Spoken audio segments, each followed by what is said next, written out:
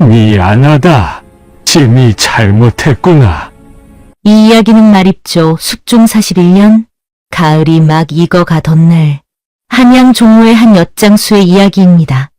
구독과 좋아요는 사랑입니다. 이야기 시작해 보겠습니다. 한양 종로 내거리 북쪽 모퉁이에 엿장수 하나가 좌판을 펴고 앉아 있었는데요.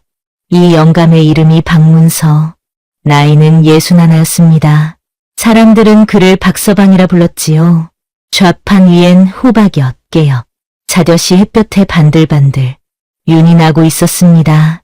조청을 3번씩이나 졸여낸 달콤한 냄새가 바람에 실려 퍼져나가니 지나가던 아낙네들이 코를 벌름거리며 걸음을 멈추곤 했지요. 박서방이란 영감, 겉모습만 보면 참 순해 보이는 사람이었습니다. 주름살 깊이 패인 얼굴, 허리 살짝 굽은 모습, 말투도 한양 상인답게 점잖고 공손했지요. 하지만 속을 들여다보면 능구렁이가 100마리도 더 들어있는 사람이었습니다. 한양 바닥에서 40년을 구르고 굴렀으니 사람 속 들여다보는 눈은 도사뺨을 칠 정도였거든요. 그런데 이 평온하던 종로 장사판에 먹구름이 끼기 시작한 게 보름 전쯤이었습니다. 한성부의 새 도사가 부임해 왔는데 이름이 민경우라 했습니다. 이 자가 양반 중에서도 제일 지독한 부류였지요. 겉으론 청렴결백한 척하면서 속으론 백성들 뼛속까지 빨아먹는 탐관오리였습니다. 얼굴은 기름진 돼지처럼 번들거렸고 눈은 언제나 돈 냄새를 맡느라 이리저리 굴러다녔지요. 민도사가 부임한 지 사흘 만에 종로 상인들을 싸그리 모아놓고 장사 허가세를 내라고 했습니다. 포묵은 은자 10냥, 어물은 은자 8냥, 채소는 은자 단냥? 상인들이 한 달 벌어봤자 은자 서너 냥인데 어찌 그런 돈을 낼 수 있겠습니까? 항의하는 상인들 좌판을 포졸들이 발로 짓밟고 물건을 집어던지니 그날 이후로 종로 장터는 쥐죽은 듯 조용해졌습니다. 박서방도 민도사 앞에 끌려가 은자 7냥을 내놓으라는 소리를 들었습니다. 7냥이라니 식구 넷이 석 달은 먹고 살 돈이었지요. 박서방이 애원했지만 민도사는 귀도 기울이지 않고 손주놈을 궁궐 자벽으로 보내든지 아니면 종로에서 썩 꺼지라고 으름장을 놓았습니다. 손주 녀석은 겨우 12살인데 궁궐 자벽으로 보내면 평생 종살이 신세가 되는 겁니다. 박서방은 할 수 없이 40년 동안 모은 돈 중에서 은자 7냥을 꺼내 민도사에게 바쳤습니다. 민도사는 그것도 모자라 한 달에 한 번씩 은자 성냥씩 더 바치라고 했지요. 박서방이 고개를 푹 숙이고 물러나는 뒷모습이 참으로 처량해 보였습니다. 하지만 말입니다. 박서방이 골목길로 접어들자마자 그 처량하던 얼굴이 싹 바뀌었지요. 입꼬리가 스르르 올라가며 알 수 없는 미소가 번졌습니다. 탐욕이 많은 놈일수록 속이기 쉬운 법이라고 혼잣말로 중얼거리더니 종로 뒷골목 작은 주막으로 들어갔습니다. 주막 안엔 이미 몇 명의 상인들이 모여 앉아 있었습니다.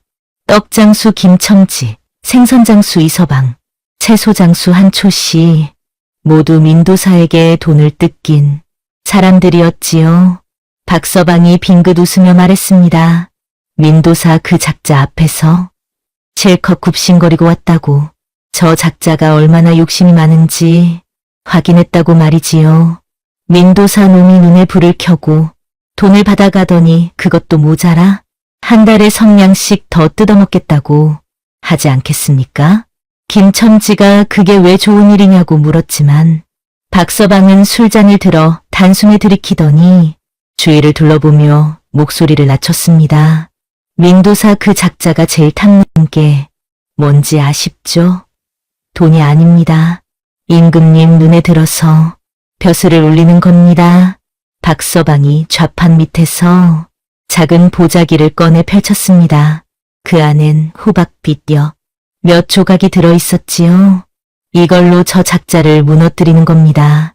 상인들이 어안이 벙벙한 표정을 지었습니다. 박서방이 엿한 조각을 집어들며 설명했지요.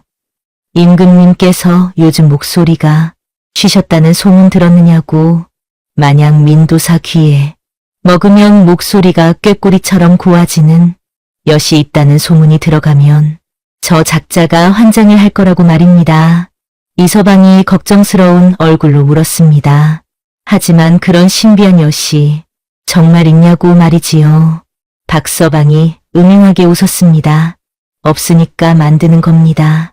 다만 그 엿은 목소리를 고와지게 하는 게 아니라 입을 못 쓰게 만드는 엿이지만 말입죠. 박서방의 눈빛이 차갑게 빛났습니다. 민도사 그 작자는 탐욕이 많으니 제 발로 덫에 걸려들 거라고. 여러분들은 시장 이곳저곳에서 슬슬 소문만 퍼뜨리면 된다고 말했습니다.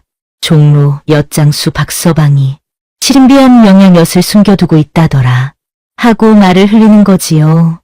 상인들이 고개를 끄덕이며 자리에서 일어났습니다. 이튿날부터 박서방은 좌판 앞에 앉아 엿을 팔면서 슬쩍슬쩍 말을 흘렸습니다. 요즘 목 아픈 손님들이 많아서 큰일이라고. 그나저나 예전에 스승님한테 배운 득음엿이라는 비법이 있긴 한데 하고는 말을 멈췄지요. 옆 상인들도 여기저기서 비슷한 소문을 흘렸습니다. 소문이란 게 원래 그런 법이지요. 막으면 막을수록 더 빨리 퍼지는 게 소문입니다.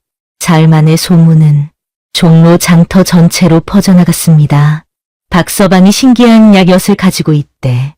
먹으면 목소리가 꾀꼬리처럼 고와진다는데 임금님께 바칠 진상품감이라던데 소문은 점점 부풀어 올라 마침내 민도사 귀에까지 들어갔습니다. 민도사가 한성부 관아에 앉아 있는데 부하 아전이 들어와 아뢰었지요. 날이 종로에서 요상한 소문이 돈다고 엿장수 박서방이란 자가 신비한 약엿을 숨겨두고 있는데 그걸 먹으면 목소리가 고와진다는 소문이라고 말입니다.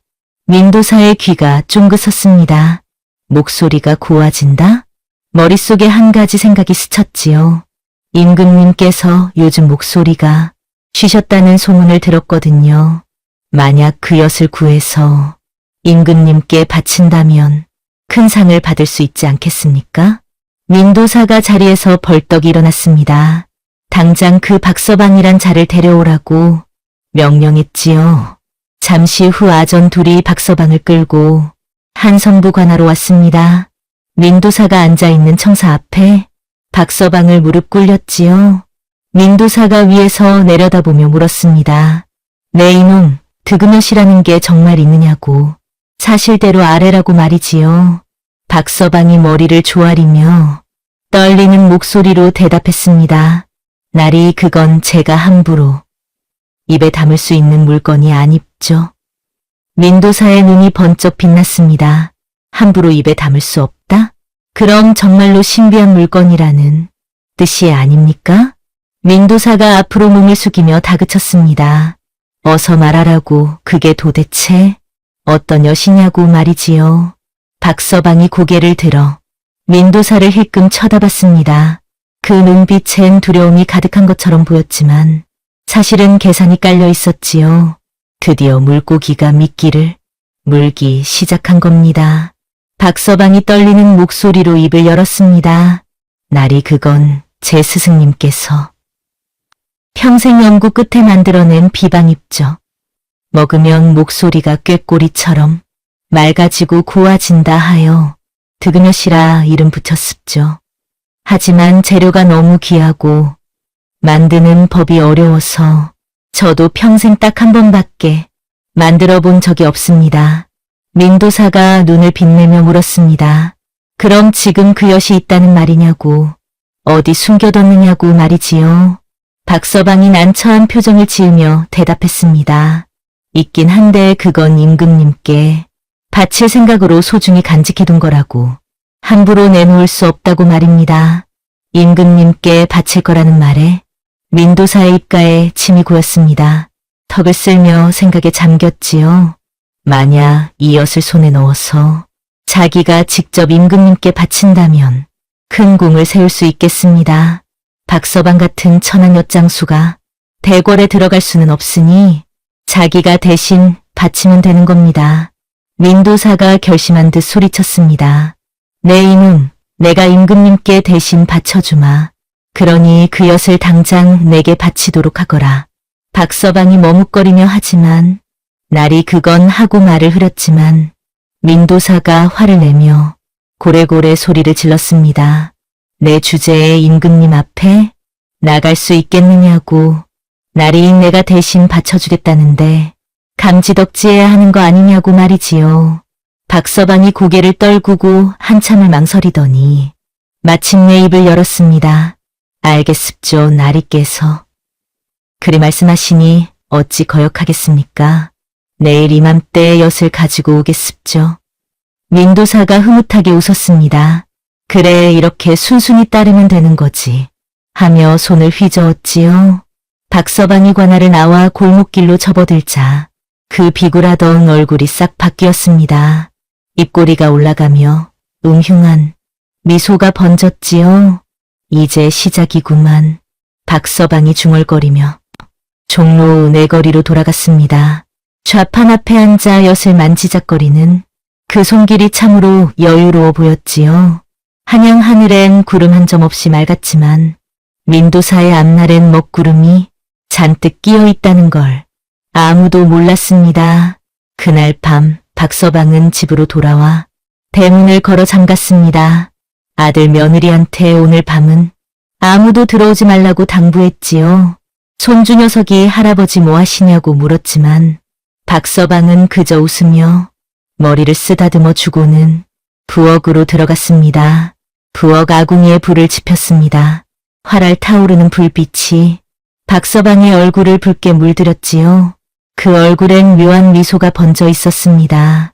박서방이 보자기에서 재료들을 하나하나 꺼내 놓았습니다. 조청 한 단지, 온나무 진액 한 병, 산초 가루 한 봉지, 그리고 악교 덩어리 하나. 이 재료들을 보면 누가 봐도 평범한 엿 재료가 아니었지요. 먼저 조청을 솥에 붓고 약한 불로 졸이기 시작했습니다.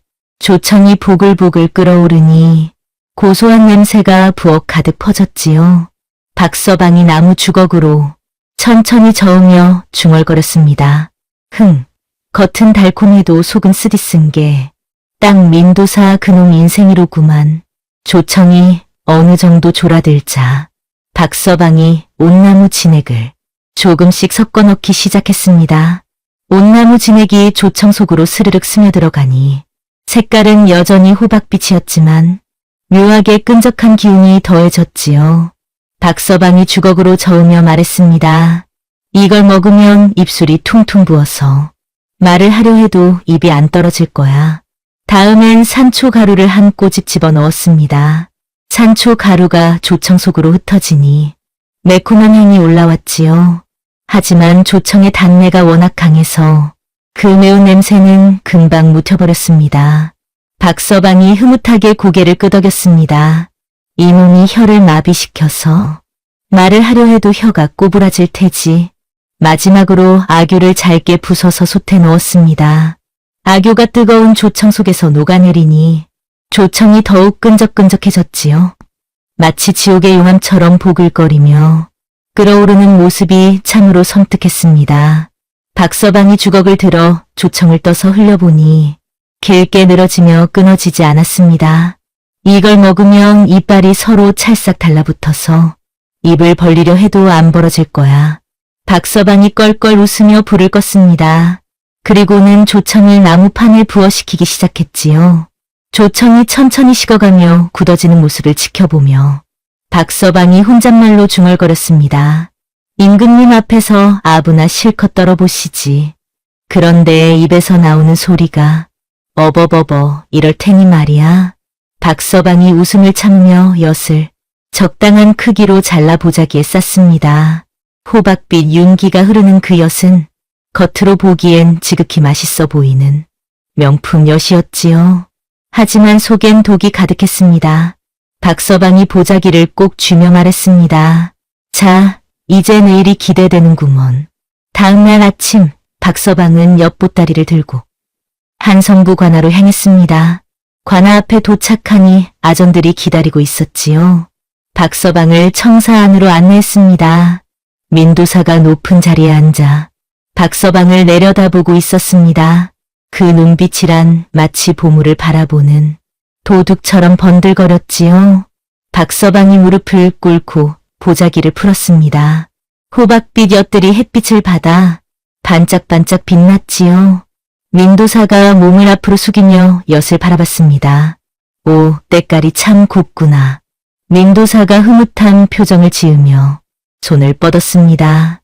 하지만 막상 엿을 집으려다 말고 손을 거뒀지요. 그러더니 눈을 가늘게 뜨고 박서방을 빤히 바라봤습니다. 그런데 말이야. 민도사가 턱을 쓸며 말했습니다. 내 놈, 혹시 나를 속이려는 건 아니겠지? 이게 정말로 득음엿이 맞느냐? 박서방이 깜짝 놀란 표정을 지으며 머리를 조아렸습니다. 나리, 어찌 감히 나리를 속이겠습니까? 이건 제 스승님께서 평생 공들여 만든 비방으로 시끄럽다. 민도사가 손을 휘저으며 말을 끊었습니다. 말은 누구나 할 수 있지. 내 놈이 먼저 한 조각 먹어보거라. 그럼 내가 믿어주마. 박서방의 등에 식은땀이 주르르 흘렀습니다. 아니, 겉으로는 그렇게 보였지요. 사실 박서방은 속으로 빙긋 웃고 있었습니다. 이럴 줄 알았다는 듯이 말입니다. 박서방이 떨리는 목소리로 대답했습니다. 나리 이건 너무 귀한 물건이라 제가 함부로 먹기가. 내 놈이 만든 거면서 못 먹겠다고? 민도사의 눈이 매섭게 빛났습니다. 혹시 독이라도 든 거 아니냐? 아닙니다. 독은 무슨... 박서방이 황급히 손사래를 쳤습니다. 그러더니 한참을 망설이는 척하다가 마침내 고개를 끄덕였지요. 알겠습죠. 그럼 제가 먼저 먹어보겠습죠. 박서방이 보자기에서 엿 한 조각을 집어들었습니다. 그 순간 민도사의 시선이 박서방의 손에 꽂혔지요. 박서방의 손이 살짝 떨렸습니다. 아니, 떠는 척했습니다. 박서방이 엿을 입 가까이 가져가는 순간 소매 속에서 뭔가 스르르 손 안으로 미끄러져 들어왔습니다. 눈 깜짝할 새였지요. 박서방이 평생 장사하며 익힌 손기술이었습니다. 물건을 바꿔치기 하는 재주 말입니다. 소매 속에 미리 숨겨둔 진짜 맛있는 엿 한 조각이 손 안으로 들어왔고 독이 든 가짜 엿은 소매 속으로 들어갔습니다. 그 모든 게 눈 깜짝할 사이에 일어난 일이었지요. 민도사는 꿈에도 몰랐습니다. 박서방이 엿을 입에 넣고 우물우물 씹기 시작했습니다. 진짜 엿이니 당연히 달콤하고 고소했지요. 박서방이 눈을 감고 엿을 씹으며 감탄사를 내뱉었습니다. 캬, 민도사가 눈을 부릅뜨고 박서방을 바라봤습니다. 박서방이 엿을 꿀꺽 삼키더니 목을 몇 번 가다듬었지요. 그러더니 입을 크게 벌려 소리를 내기 시작했습니다. 오. 목소리가 참으로 맑고 고왔습니다. 박서방이 흐뭇한 표정을 지으며 말했지요. 나리 보십시오. 목구멍이 뻥 뚫리고 꾀꼬리 소리가 절로 나옵니다요. 이게 바로 득음엿의 효험입죠. 민도사의 눈이 번쩍 빛났습니다. 의심이 싹 사라지고 탐욕만 가득 차올랐지요. 민도사가 자리에서 벌떡 일어나 박서방 앞으로 다가왔습니다. 그리고는 보자기를 낚아채듯 가져갔습니다. 좋아, 이 엿은 내가 받아두겠다.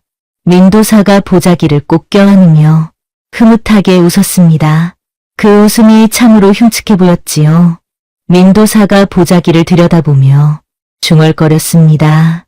이 공은 다 내 것이다. 임금님께 이 엿을 바치면 틀림없이 큰 상을 내리실 거야. 어쩌면 승진도 할 수 있겠어. 민도사가 엿을 세어보기 시작했습니다. 하나, 둘, 셋.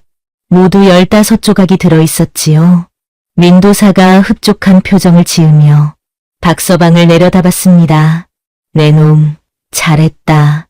이번만큼은 내 공을 인정해주마. 박서방이 허리를 깊이 굽히며 대답했습니다. 나리의 은혜 있지 않겠습죠? 그래, 물러가거라. 민도사가 손을 휘저으며 박서방을 내쫓았습니다. 박서방이 뒷걸음질 치며 청사 밖으로 나왔지요. 관아 밖으로 나오자마자 박서방의 얼굴에 음흉한 미소가 번졌습니다. 주먹을 불끈 쥐며 혼잣말로 중얼거렸지요. 이제 다 되었구먼. 저 독한 놈이 임금님 앞에서 엿이나 실컷 드셔보시지. 박서방이 종로 내거리로 돌아가는 발걸음이 참으로 가벼워 보였습니다. 한편 민도사는 청사 안에서 보자기를 들여다보며 흐뭇한 표정을 짓고 있었습니다. 엿 한 조각을 집어들고 이리저리 살펴봤지요.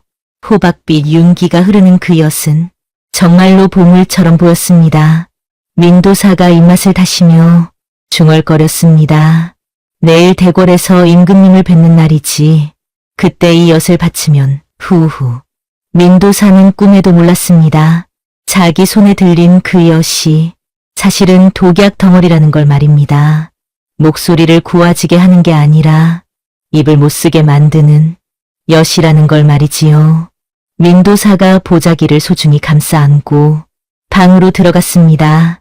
그날 밤 민도사는 내일 임금님 앞에서 공을 세울 생각에 잠도 제대로 못 이루고 뒤척였지요.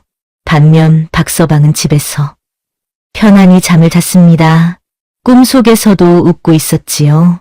다음 날이 밝았습니다. 민도사가 새벽부터 벌떡 일어나 몸단장을 했습니다. 제일 좋은 관복을 꺼내 입고 갓을 반듯하게 눌렀었지요. 거울을 보며 미소를 지었습니다. 오늘이 바로 자기 인생의 전환점이 될 거라고 생각했거든요. 민도사가 엿보따리를 소중히 들고 대궐로 향했습니다. 한성부 관원들이 모여 임금님께 아뢰는 조회가 있는 날이었지요. 민도사는 그 자리에서 임금님께 득음엿을 바칠 생각이었습니다. 대궐 문이 열리고 관원들이 줄지어 들어갔습니다. 민도사도 그 속에 섞여 들어갔지요. 가슴이 두근두근 뛰었습니다. 설렘과 긴장이 뒤섞인 기분이었습니다. 드디어 임금님 앞에 나아갈 차례가 되었습니다. 민도사가 엿보따리를 꼭 껴안고 대전 안으로 들어섰습니다. 임금님께서 높은 자리에 앉아 계셨지요. 주변엔 대신들과 관원들이 빙 둘러서 있었습니다. 민도사가 무릎을 꿇고 머리를 조아렸습니다. 그리고는 떨리는 목소리로 아뢰었지요. 전하, 소신이 신비한 보물을 구하여 전하께 바치고자 하옵니다. 임금님께서 고개를 끄덕이며 말씀하셨습니다. 그래? 무슨 물건인고? 민도사가 보자기를 풀어 엿을 꺼냈습니다. 호박빛 엿이 햇빛을 받아 반짝반짝 빛났지요. 전하, 이는 득음엿이라 하옵니다. 먹으면 목소리가 꾀꼬리처럼 맑아지고 고와진다 하옵니다. 대신들이 웅성거리기 시작했습니다.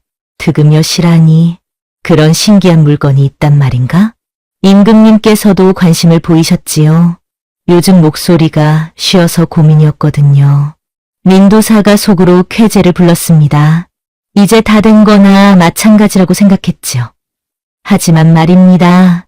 민도사는 꿈에도 몰랐습니다. 지금 자기 손에 들린 그 엿이 사실은 자기 인생을 망칠 독약 덩어리라는 걸 말입니다. 그리고 바로 이 순간부터 민도사의 비극이 시작되려 하고 있었습니다. 대전 안은 숨소리조차 조심스러운 엄숙한 분위기였습니다. 민도사가 무릎을 꿇고 엿을 바친 채 고개를 숙이고 있었지요. 임금님께서 높은 자리에서 그 엿을 내려다보셨습니다. 호박빛 윤기가 흐르는 엿이 참으로 탐스러워 보였지요. 임금님께서 말씀하셨습니다. 오, 그런 신기한 엿이 있다니? 과연 맛은 어떠한고? 대신들이 웅성거렸습니다. 누군가 나서서 기미를 보아야 할 상황이었지요. 원래라면 김이 상궁이 먼저 맛을 보는 게 관례였습니다만 민도사가 벌떡 고개를 들며 큰 소리를 쳤습니다. 전하, 소신이 먼저 맛을 보아 그 효험을 증명하겠나이다. 민도사의 목소리가 대전 안에 쩌렁쩌렁 울려 퍼졌습니다. 충성심을 보이려는 듯 가슴을 활짝 펴고 당당한 모습이었지요. 대신들이 저 자가 참 적극적이로다 하며 고개를 끄덕였습니다. 임금님께서도 고개를 끄덕이며 허락하셨습니다. 그리하라. 민도사가 흐뭇한 표정을 지으며 엿한 조각을 집어들었습니다. 호박빛 엿이 햇빛을 받아 반짝였지요. 민도사는 이 순간을 평생 기억하리라 생각했습니다. 임금님 앞에서 공을 세우는 이 영광스러운 순간을 말입니다. 민도사가 엿을 입에 덥석 넣었습니다. 처음엔 달콤한 맛이 입안 가득 퍼졌습니다. 민도사가 흐뭇하게 웃으며 엿을 우물우물 씹기 시작했지요. 그런데 말입니다. 몇 번 씹는 순간 뭔가 이상한 느낌이 들기 시작했습니다. 먼저 입술이 화끈거리기 시작했지요. 뜨거운 게 아니라 따끔따끔하면서도 묘하게 저린 느낌이었습니다. 민도사가 손으로 입술을 만져봤는데 입술이 점점 부풀어 오르기 시작했습니다. 퉁퉁 부어올라 마치 붕어 입처럼 되어버렸지요. 응? 민도사가 이상한 소리를 냈습니다. 그런데 그 소리가 제대로 나오지 않았습니다. 입술이 부어서 발음이 안 되는 겁니다. 그 다음엔 혀가 마비되기 시작했습니다. 산초 가루가 혀를 감싸며 혀끝부터 저려오기 시작했지요. 민도사가 혀를 움직여보려 했지만 혀가 꼬부라지며 말을 듣지 않았습니다. 어버. 민도사가 말을 하려 했지만 입에서 나오는 건 알아듣지 못할 소리뿐이었습니다. 그리고 마지막으로 가장 끔찍한 일이 벌어졌습니다. 이빨이 서로 달라붙기 시작한 겁니다. 아교가 엿과 함께 씹히며 이빨 사이사이를 메우더니 딱 하고 이빨들이 찰싹 달라붙어 버렸지요. 민도사가 입을 벌리려 했지만 입이 떡 벌어지지 않았습니다. 민도사가 당황해서 손으로 입을 뜯어내려 했습니다. 하지만 끈적한 엿이 손가락에도 달라붙어 버렸지요. 손으로 잡아당기니 엿이 쭉 길게 늘어지며 턱수염까지 엉겨붙었습니다. 그 꼴이란 마치 거미줄에 걸린 파리 같았지요. 대전 안이 술렁거리기 시작했습니다. 저게 무슨 꼴인가? 민도사가 왜 저러는 거지?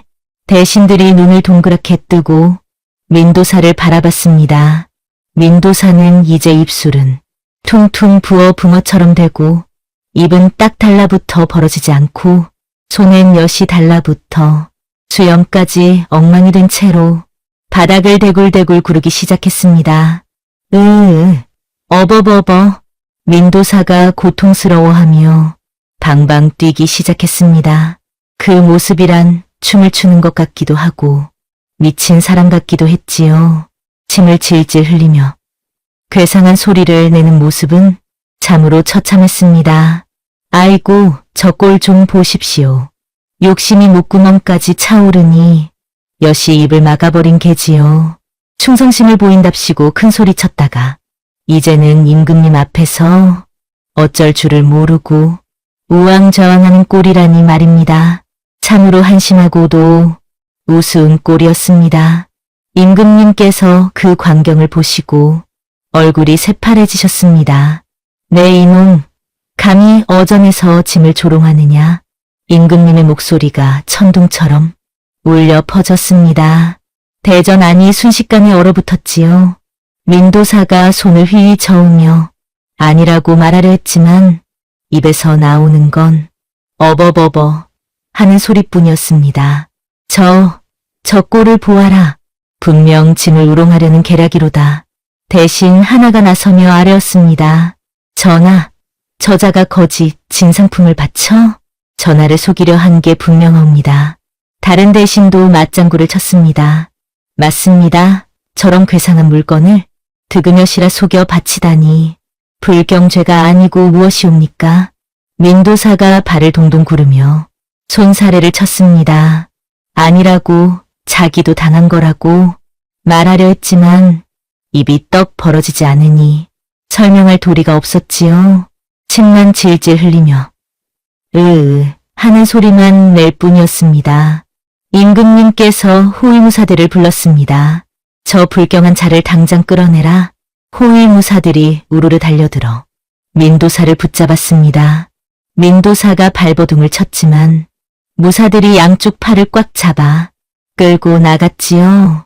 민도사의 입에서 여전히 어버버버 하는 소리가 새어 나왔습니다. 대전 밖으로 끌려나가는 민도사의 뒷모습이란 참으로 처량했습니다. 붕어 입에 침 흘리고 수염엔 엿 달라붙고 그 꼴이 말이 아니었지요. 대전 안은 한바탕 난리가 난 뒤였습니다. 대신들이 저마다 웅성거리며 수군거렸지요. 저게 대체 무슨 일인가? 드그며 시라더니 입이 막히는 여시였구만. 민도사 그 자가 임금님을 속인 개로구나. 임금님께서도 진노하신 채 자리에서 일어나셨습니다. 대전은 순식간에 아수라장이 되었지요. 한편 대전 박복도에선 박서방이 조용히 서 있었습니다. 민도사를 따라 대궐까지 왔다가 안으로는 들어가지 못하고 밖에서 기다리고 있었던 겁니다. 박서방이 멀리서 들려오는 소란 소리를 듣고 있었지요.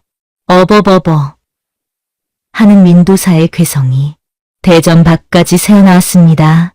박서방의 입꼬리가 살짝 올라갔습니다. 시작됐구먼. 박서방이 중얼거리며 고개를 끄덕였습니다. 곧 민도사가 끌려나올 것이고 관아는 대혼란에 빠질 것입니다. 그 혼란의 틈을 타서 박서방이 할 일이 남아 있었지요. 바로 자기 돈을 되찾는 일 말입니다. 박서방이 소매 속에서 작은 종이 뭉치를 꺼내 만지작거렸습니다. 거기엔 민도사에게 뜯긴 돈에 액수와 날짜가 적혀 있었지요. 박서방이 그 종이를 바라보며 응응하게 웃었습니다. 이제 제임하기 시작되는구먼. 박서방이 대궐을 빠져나와 한성부 관하로 향했습니다. 발걸음이 무척이나 빨랐지요. 대전에서 민도사가 끌려나가는 걸 본 순간 박서방은 바로 관하로 달려왔습니다. 지금이 바로 절호의 기회라는 걸 알았거든요. 관하에 도착하니 안은 아직 조용했습니다. 아전들이 평소처럼 이를 보고 있었지요. 하지만 박서방은 알고 있었습니다. 곧 대궐에서 급보가 도착할 거라는 걸 말입니다. 박서방이 관아 마당 한쪽 구석에 몸을 숨기고 기다렸습니다. 잠시 후 멀리서 말발굽 소리가 들려왔습니다. 급히 달려오는 소리였지요. 곧 말을 탄 전령이 관아 대문으로 우르르 달려 들어오며 큰 소리로 외쳤습니다. 급보라고 민도사 나리께서 대궐에서 잡혀가셨다고 말입니다. 아전들이 우르르 몰려나와 그 말을 듣고는 얼굴이 새하얗게 질렸지요.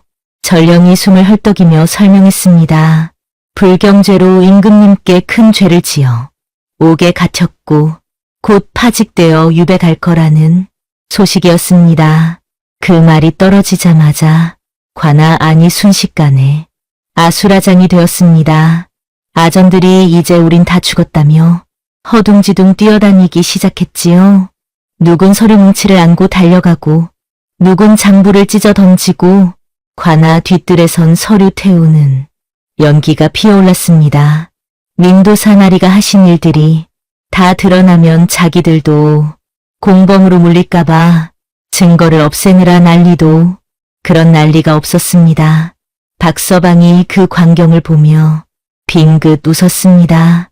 바로 지금이라고 중얼거리며 소매를 털고 관아 안으로 성큼성큼 걸어 들어갔지요. 헐레벌떡 뛰는 척하며 숨을 헐떡이는 신용을 했습니다. 박서방이 큰 소리로 아이고 아이고 외치며 회계 담당 아전이 있는 방으로 뛰어 들어갔습니다. 회계 아전은 책상 앞에 멍하니 앉아 있었지요. 얼굴이 하얗게 질린 채로 말입니다. 박서방이 그 아전 책상을 쾅 하고 내리쳤습니다. 아전이 화들짝 놀라 고개를 들었지요. 박서방의 얼굴은 다급함으로 가득했습니다. 아니, 그렇게 보이도록 연기를 하고 있었지요. 박서방이 자기는 엿장수 박서방이라며 방금 대궐에서 돌아오는 길이라고 했습니다. 민도사 나리께서 끌려가시면서 자기한테 명을 내리셨다는 겁니다. 무슨 명이냐 하면 자기가 바친 엿값과 허가세를 당장 돌려주라는 명령이라는 거지요. 안 그러면 아전까지 공범으로 몰려 목이 달아날 거라고 나리께서 걱정하셨다는 겁니다. 아이고, 저 거짓부렁 좀 보십시오. 민도사가 감옥에 끌려가면서 무슨 돈을 돌려주라는 명령을 내렸겠습니까? 입은 엿으로 막혀서 말도 못하던 주제의 말입니다. 하지만 박서방이 눈 하나 깜짝 않고 그런 헛소리를 지어내는 솜씨가 보통이 아니었지요. 아전이 어리둥절한 표정을 지으며 그게 무슨 소리냐고 되물었습니다. 나리께서 어째서 돈을 돌려주라고 하셨냐는 겁니다. 그러자 박서방이 책상을 다시 한번 탁 치며 호통을 쳤지요. 이 답답한 사람아, 나리께서 마지막으로 덕을 쌓아 감형받으시려는 뜻을 모르겠나. 박서방이 목청을 높여 소리쳤습니다. 나리께서 억울하게 돈을 뺏긴 백성들한테 돌려주셔서 죄를 조금이라도 덜어보시려는 거라고. 그런데 아전이 그 돈을 쥐고 있다가 나중에 감사라도 나오면 아전 혼자 독박을 쓰게 될 거라고 으름장을 놓았습니다. 박서방의 목소리가 관아 안에 쩌렁쩌렁 울려 퍼졌지요. 참으로 능청스러운 수작이었습니다. 민도사가 감형을 받으려고 돈을 돌려주라고 명했다니 그런 억지가 어디 있습니까? 하지만 지금 혼란에 빠진 아전으로서는 판단이 서질 않는 겁니다. 밖에선 난리가 났고 머리는 하얗게 질렸고 박서방은 눈에 불을 켜고 소리를 지르고 있으니 말입니다. 아전이 덜덜 떨며 증거가 있어야 하지 않겠냐고 물었습니다. 정말 나리께서 그런 명을 내리셨다는 증거 말이지요. 박서방이 소매 속에서 종이 뭉치를 꺼내 책상 위에 탁 얹었습니다. 거기엔 자기가 나리께 바친 돈의 날짜와 액수가 빼곡히 적혀 있었지요. 은자 7냥, 그리고 한 달치 은자 성냥까지 도합 10냥이라는 겁니다. 박서방이 미리 준비해둔 장부였습니다. 아전이 종이를 집어들고 떨리는 손으로 들여다봤습니다. 그래도 망설이는 기색이 역력했지요. 박서방이 다시 한번 책상을 쾅 내리쳤습니다. 아전이 화들짝 놀라 몸을 움찔했지요. 박서방이 지금 밖에서 무슨 일이 벌어지고 있는지 모르냐며 아전들이 서류 태우고 증거 없애느라 난리인데 아전도 빨리 손을 써야 한다고 다그쳤습니다. 이러다가 나중에 아전 혼자 남아서 모든 죄를 뒤집어 쓰게 될 거라고 협박했지요. 그 말이 아전의 가슴을 찔렀습니다. 맞는 말이었거든요. 지금 다들 제살기 찾느라 바쁜데 자기만 우물쭈물하다가 나중에 혼자 남으면 모든 걸 뒤집어 쓸 수도 있는 겁니다. 아전이 식은땀을 흘리며 자리에서 벌떡 일어났습니다. 알겠다며 잠시만 기다리라고 하더니 휘청거리며 안쪽 방으로 들어갔지요. 거기엔 관아의 금고가 있었습니다. 박서방이 뒤따라 들어가며 슬쩍 금고 안을 들여다봤습니다. 은자 뭉치들이 가득 쌓여 있었지요. 민도사가 백성들한테 뜯어낸 돈들이었습니다. 아전이 떨리는 손으로 금고 자물쇠를 열고 은자를 세기 시작했습니다. 하나, 둘, 셋. 10냥을 세어 보자기에 담았지요. 그런데 박서방이 그 보자기를 받아들고는 슬쩍 금고 안에 손을 다시 집어넣었습니다. 잠깐 기다리라며 나리께서 이자도 함께 돌려주라고 하셨다는 겁니다. 자기 돈이 나리 수중에 있는 동안 불편을 겪었으니 그에 대한 보상을 해달라고 나리께서 신신당부하셨다는 거지요. 한 석 달 치니까 은자 성냥 정도면 되겠다며 박서방이 슬쩍 은자 성냥을 더 집어 보자기에 넣었습니다. 아전이 눈을 동그랗게 뜨고 바라봤지만 박서방은 태연하게 웃으며 말을 이었습니다. 그리고 정신적 피해에 대한 보상도 필요하다는 겁니다. 자기가 나리 때문에 얼마나 고생했는지 아느냐며 손주놈이 궁궐 자벽으로 끌려갈 뻔했다는 거지요. 그러니 위로금으로 은자 2냥 정도는 챙겨줘야 한다며 또 은자 2냥을 집어 보자기에 넣었습니다. 아이고, 이 뻔뻔한 좀 보십시오. 원금만 찾아가도 다행인데 이자에 위로금까지 챙기는 능청이라니 말입니다. 도합 15냥이 보자기 안에 들어갔지요. 원래 뺏긴 돈의 거의 배에 가까운 액수였습니다. 하지만 지금 아전으로서는 뭐라 말할 처지가 못 됐습니다. 밖에선 여전히 난리가 나고 있고 하루빨리 이 골칫거리를 떼어놓고 싶은 마음뿐이었거든요. 아전이 고개를 끄덕이며 그렇게 하라고 했습니다. 박서방이 환하게 웃으며 보자기를 꽉 쥐었습니다. 그리고는 아전의 어깨를 툭툭 두드리며 자네도 빨리 손 쓰라고. 나중에 감사 나오면 곤란해질 테니까 말이라고 당부까지 했지요. 참으로 염치 없는 짓이었습니다. 남의 금고를 턴 주제에 오히려 걱정까지 해주는 척하는 꼴이라니 말입니다. 하지만 박서방의 얼굴엔 조금의 부끄러움도 없었지요. 박서방이 보자기를 품에 꼭 안고 방을 나섰습니다. 관아 마당은 여전히 아수라장이었습니다. 아전들이 이리 뛰고 저리 뛰며 난리를 치고 있었지요. 박서방이 그 사이를 유유히 빠져나갔습니다. 아무도 박서방을 신경 쓰지 않았습니다. 모두들 제 살길 찾느라 바빴으니까요. 관아 대문을 나서자마자 박서방의 얼굴에 음흉한 미소가 번졌습니다. 보자기를 열어온 자들을 세어봤지요. 하나, 둘, 셋, 15냥이 반짝반짝 빛나고 있었습니다. 박서방이 혼잣말로 중얼거렸습니다.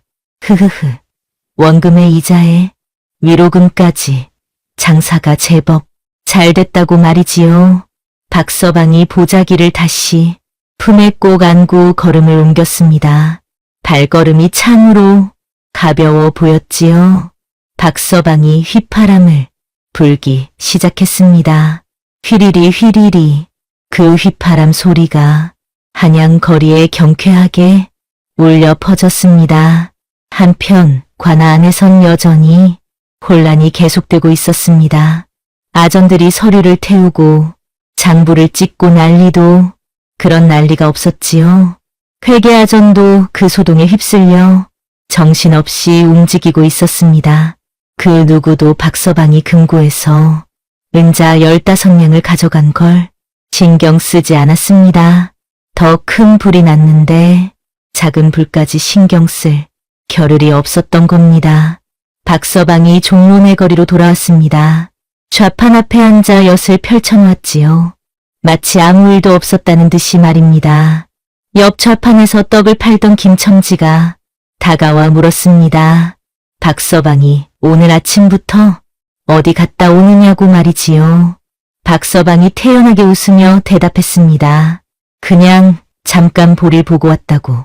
별거 아니라고 말입니다. 박서방이 보자기를 좌판 밑에 슬쩍 감춰두고 엿 한 조각을 입에 넣었습니다. 달콤한 맛이 입안 가득 퍼졌지요. 참으로 맛있는 엿이었습니다. 하늘은 높고 맑았습니다. 가을바람이 선선하게 불어왔지요. 박서방이 좌판 앞에 앉아 지나가는 사람들을 바라보며 빙긋 웃었습니다. 민도사는 지금쯤 옥에 갇혀 있을 테고 관아는 난리가 났을 테고 하지만 박서방은 이렇게 평화롭게 엿이나 팔고 있는 겁니다. 참으로 통쾌한 일이 아닙니까? 다음 날 아침 종로내 거리는 평소와 다름없이 북적였습니다. 상인들이 좌판을 펴고 아낙네들이 장을 보러 오고 아이들이 골목을 뛰어다니고 그렇게 평범한 하루가 시작되는 것처럼 보였지요. 그런데 한 무리의 사람들이 장터 한가운데로 몰려들기 시작했습니다. 무슨 일이냐고 수군거리는 소리가 여기저기서 들렸지요. 관아에서 온 격군들이 종로 내거리 한복판에 커다란 방을 붙이고 있었습니다. 방이란 건 관에서 내리는 공고문을 말하는 겁니다. 사람들이 우르르 몰려가 방을 읽기 시작했지요. 글을 아는 사람이 큰 소리로 읽어 내려갔습니다. 한성부 도사 민경우가 불경죄로 파직되었다는 내용이었습니다. 임금님께 거짓 진상품을 바쳐 임금님을 우롱했으니 곤장 80대의 변방 유배형을 받았다는 거지요. 그리고 민도사의 재산은 몰수되고 부정하게 거둔 세금은 백성들에게 돌려줄 것이라는 내용도 있었습니다. 그 말이 끝나자마자 장터가 폭발했습니다. 만세, 만세. 상인들이 손을 번쩍 들며 환호성을 질렀습니다. 떡장수 김첨지가 떡 한 판을 들고 공중으로 던지며 춤을 추기 시작했지요. 생선장수 이서방도 생선을 내팽개치고 덩실덩실 춤을 췄습니다. 채소장수 한초 씨는 아예 바닥에 드러누워 손발을 버둥거렸습니다. 드디어 그 독한 놈이 벌을 받았구먼. 하늘이 무너져도 솟아날 구멍이 있다더니 정말이었어. 이제 우리도 마음 편히 장사할 수 있겠구먼. 사람들이 서로 얼싸안고 울고 웃었습니다. 그 기쁨이란 말로 표현할 수 없을 정도였지요. 민도사가 백성들을 얼마나 괴롭혔는지, 그 한이 얼마나 깊었는지 알 수 있는 대목이었습니다. 그런데 사람들의 시선이 한 곳으로 쏠리기 시작했습니다. 바로 박서방의 좌판이었지요. 박서방이 좌판 앞에 앉아 엿을 자르고 있었습니다. 마치 아무 일도 없다는 듯이 말입니다. 김첨지가 박서방 앞으로 달려왔습니다. 그리고는 박서방의 손을 꽉 잡으며 소리쳤지요. 박서방, 당신 덕분이오. 당신이 아니었으면 우리가 어떻게 됐겠소. 다른 상인들도 우르르 몰려와 박서방을 둘러쌌습니다. 모두들 박서방이 민도사를 무너뜨렸다는 걸 알고 있었거든요. 박서방이 손사래를 치며 웃었습니다. 아이고, 내가 뭘 했다고 그러십죠? 무슨 소리요? 박서방이 그 묘책을 낸 게 아닙니까? 이서방이 박서방의 어깨를 툭툭 치며 말했습니다. 하지만 박서방은 고개를 저으며 능청을 떨었지요. 난 그저 엿을 좀 줬을 뿐인데 민도사 말이가 그게 너무 맛있어서 혼자 드시려다 체하신 게지 뭡니까? 박서방이 씩 웃으며 말했습니다. 그 웃음엔 묘한 여유가 담겨 있었지요. 상인들이 그 말을 듣고 배를 움켜쥐고 웃기 시작했습니다. 하하, 체하셨다니.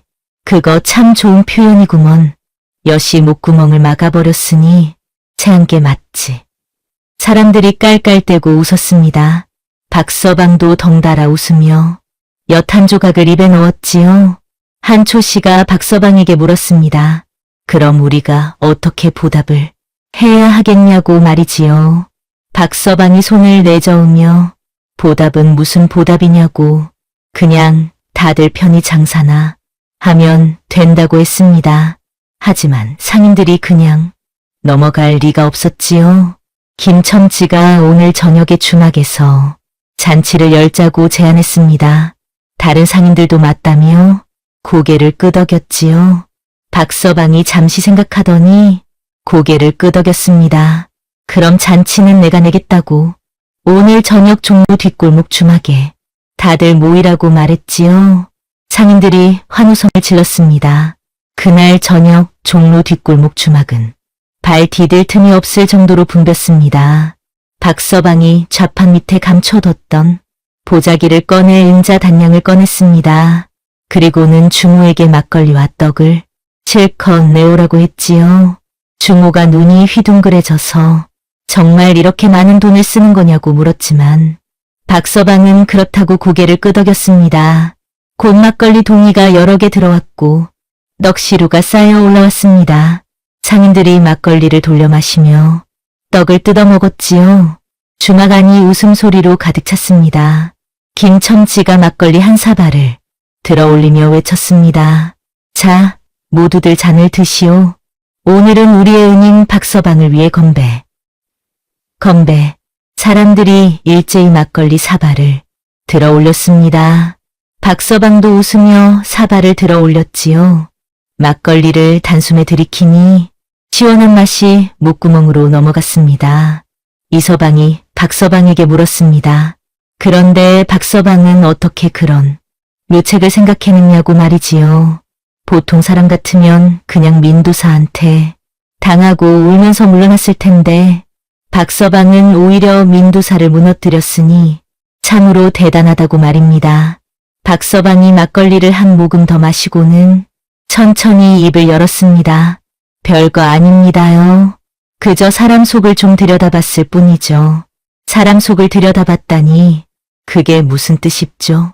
한초 씨가 물었습니다. 박서방이 막걸리 사발을 내려놓으며 설명했지요. 민도사 그 자는 욕심이 많은 사람이었습죠. 돈도 탐하고 벼슬도 탐했습니다. 그런 사람은 눈앞에 먹잇감만 보이면 앞뒤 안 가리고 덤비는 법이죠. 그 욕심을 이용한 겁니다. 상인들이 고개를 끄덕이며 감탄했습니다. 박서방이 말을 이었지요. 그리고 말입니다. 아무리 높은 양반이라도 입이 막히면 말을 못하는 법이 있죠. 말을 못하면 변명도 못하고 변명을 못하면 죄인이 되는 겁니다. 박서방이 씩 웃으며 엿 한 조각을 입에 넣었습니다. 상인들이 박서방의 지혜에 감탄하며 또다시 막걸리를 돌렸지요. 그날 밤 주막에선 노래가 울려 퍼졌습니다. 상인들이 어깨 동무를 하고 춤을 추며 노래를 불렀지요. 박서방도 그 속에 섞여 춤을 췄습니다. 흰 머리가 흔들리며 얼굴엔 환한 웃음이 번졌습니다. 밤은 깊어갔지만 잔치는 계속되었습니다. 종로 뒷골목 주막에서 흘러나오는 웃음소리가 한양 밤하늘로 퍼져 올라갔습니다. 민도사는 그 시각 변방으로 향하는 수레에 질려 한양을 떠나고 있었습니다. 곤장 맞은 상처가 아물지도 않았고 입술의 부기도 채 가라앉지 않은 채였지요. 민도사가 수레 안에서 이를 갈며 중얼거렸습니다. 박서방 그 늙은이가 날 속였다고 말입니다. 하지만 이미 때는 늦었습니다. 민도사의 인생은 끝나버렸고 박서방의 인생은 계속되고 있었습니다. 세월은 그렇게 흘러갔습니다. 세월이 흘러 10년이 지났습니다. 종로 내거리는 여전히 북적였습니다. 상인들이 좌판을 펴고 장사를 하고 아낙네들이 장을 보러 오고 아이들이 골목을 뛰어다니고 그렇게 평범한 하루하루가 이어졌지요. 그리고 종로 내거리 북쪽 모퉁이엔 여전히 엿장수가 앉아 있었습니다. 바로 박서방이었지요. 머리는 더 하얘졌지만 눈빛은 여전히 날카로웠습니다. 좌판 위엔 호박엿, 깨엿, 차시엇이 햇볕에 반들반들 윤이 나고 있었습니다. 박서방 옆엔 젊은이 하나가 앉아 엿을 자르고 있었습니다. 22살쯤 되어 보이는 건장한 청년이었지요. 바로 박서방의 손주였습니다. 손주가 엿을 자르다 말고 박서방을 쳐다봤습니다. 할아버지. 응? 그때 일이 궁금한데요. 손주가 조심스럽게 물었습니다. 박서방이 엿 한 조각을 집어 입에 넣으며 뭐가 궁금하냐고 물었지요. 그때 민도사한테 준 엿말입니다.